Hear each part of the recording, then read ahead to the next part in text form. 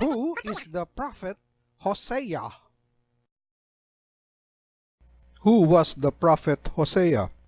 We are still in the northern kingdom. Remember that the whole United Kingdom was split into two: the northern kingdom, or Israel, and the southern kingdom, or Judah.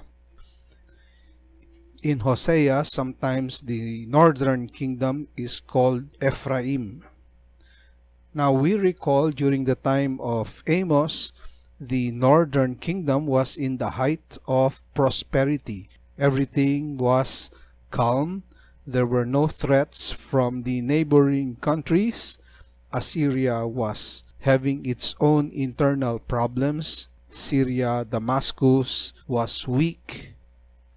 Now we come to Hosea. In Hosea, we see the gradual decline and fall of the northern kingdom of Israel. Hosea starts his ministry sometime in the reign of Jeroboam II. Now Assyria, at this stage, all of a sudden begins to rise as a threatening empire. Syria, or Damascus, Syria, is quite weak, so it is Assyria that is really threatening. The king of Assyria at this time is Tiglath-Pileser III. Tiglath-Pileser III has been pressuring Israel and Judah and even Egypt down south. So the Assyrians under Tiglath-Pileser were really pressuring the region.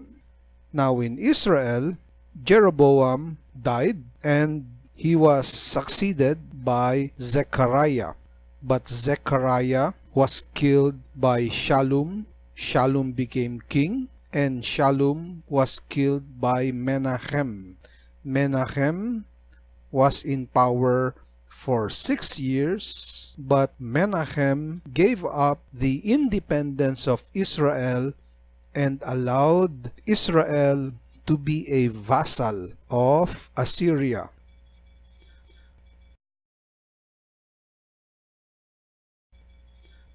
So much of the resources of Israel went to Assyria.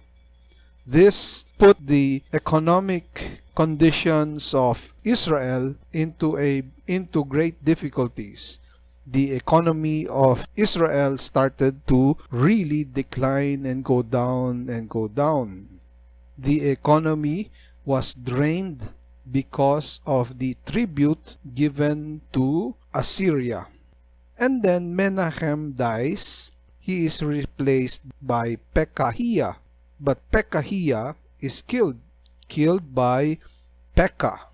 And Pekah becomes king. Pekah is not a friend of Assyria.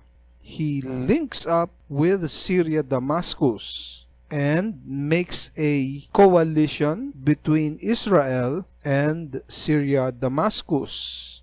Now this coalition went to pressure the southern kingdom of Judah.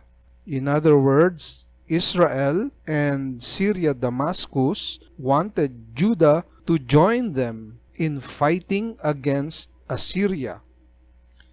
Judah, however, refuses. Judah does not like to be part of the coalition. So what happens? Israel and Syria Damascus go to war against Judah. This will be known as the Syro-Ephraimite War. Now Pekah is eventually killed and murdered by Hosea. Note the spelling. Hosea is not the prophet. Hosea this time aligns with Assyria. Hosea makes friends with Assyria. But at the same time, Hosea was secretly making alignment with Egypt, an enemy of Assyria. So notice Hosea was friends with Assyria and was friends with Egypt. Of course, the Assyrians did not like this, And when they discovered this, they became very, very angry. The king of Assyria at this time is Sargon II.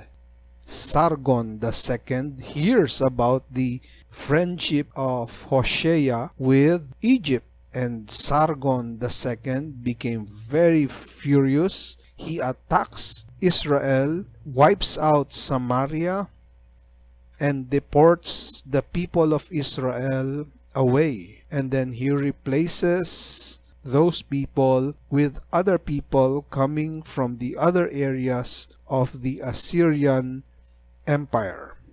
So this is the time of Hosea, the prophet Hosea. It is a time of internal problems.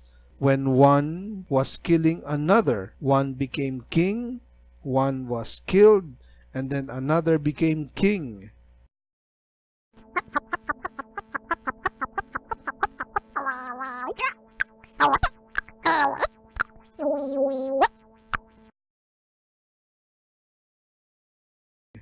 So inside Israel, there was a lot of political struggles and political intrigues. This was the time of murder and betrayal, revolts inside the nation. So imagine this was not a very easy time. Hosea thinks that Israel has become a harlot of the nations, and it is political harlotry. For Hosea, there is no legitimate king. A king, according to Hosea, is someone chosen by the Lord God. And in Israel, he does not see this happening. The kings in Israel have not been given the authority of the Lord God to be kings. So this was the situation during the time of Hosea, the prophet. During this time, corruption was also widespread. We can imagine the corruption intensified during the time of Hosea. Now, notice the relationship of Israel with the other nations. Notice that Israel is not so sure who exactly will be its friends and allies. Sometimes Israel become friends with Syria, Damascus. Sometimes Israel becomes friends with Egypt. Sometimes Israel becomes friends with Assyria. So it's really a confusion, an international confusion. This change and shifting of loyalties with other nations weakens Israel. Israel is a useless vessel, according to Hosea. To rely on the big empires is really to lose security.